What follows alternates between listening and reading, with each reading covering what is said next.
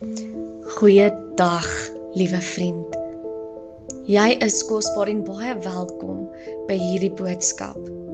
Ons is nou by die 6de deel van ons reeks oor die ware wingerdstok. Jesus sê in Johannes 15 dat 'n mens se lewe vrug kan dra wanneer jy aan hom verbind bly. Maar vandag kom ons by 'n waarheid wat nie altyd maklik is om te hoor nie. Vrug kom soms deur opoffering. Kom ons luister na die woorde van Jesus uit Johannes 15, verse 12 tot 13 in die 1983 vertaling. Dit is my opdrag. Julle moet mekaar lief hê soos ek julle lief het. Niemand het groter liefde as dit nie, dat hy sy lewe vir sy vriende aflê. Julle, ons almal hou van vrug. Ons hou van die seisoene wanneer dinge goed gaan, wanneer geloof groei, wanneer gebede beantwoord word, wanneer ons God se seën sien. Maar Jesus leer ons iets diep. Hy sê die grootste vrug van liefde kom deur opoffering. Nie een van ons leer in 'n gemaksone nie. Toe hy hierdie woorde gesê het, was hy op die pad na die kruis. Hy het geweet wat voorlê. Verwerping, pyn, die kruis van Golgotha. En tog sê hy, niemand het groter liefde as dit nie.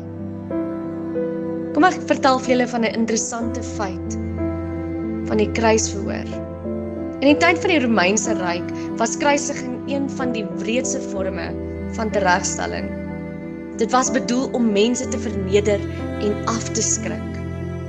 Romeinse burgers is selfs beskerm teen kruisiging, omdat dit as te wreed en vernederend beskou is.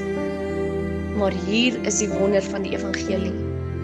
God neem die simbool van skande en maak dit die simbool van redding. Uit daardie kruis het gekom vergifnis, hoop, nuwe lewe. Vandag, meer as 2000 jaar later, glo miljoene mense oor die wêreld in Jesus Christus. En tog leef te min in verhouding met hom. Ons almal kan die Here nie raak sien in alles nie. Hoeveel keer het jy al op die internet gegaan en gesien hoeveel mense glo nie in Jesus nie, maar daar is meer bewyse van hom as Alexander die Grote. Julle, ons moet opofferend leef. Die grootste vrug van liefde het gegroei uit 'n kruis. En nou vra Jesus iets van ons. Hy vra nie net, glo jy in my nie. Hy vra ook, is jy bereid om lief te hê, soos ek lief gehad het?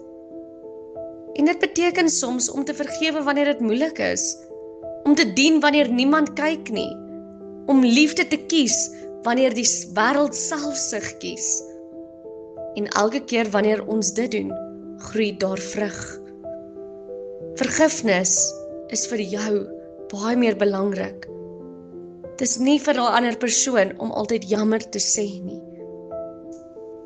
Maar ons moet mekaar tugtig, mekaar help, mekaar lief hê. Kom ons groei daar die vrug van Christus. Dis nie altyd lekker nie, maar is definitief die moeite werd. Kom ons bid saam. Here Jesus, dankie vir u liefde. Dankie dat u nie net oor liefde gepraat het nie, maar dit gewys het aan die kruis.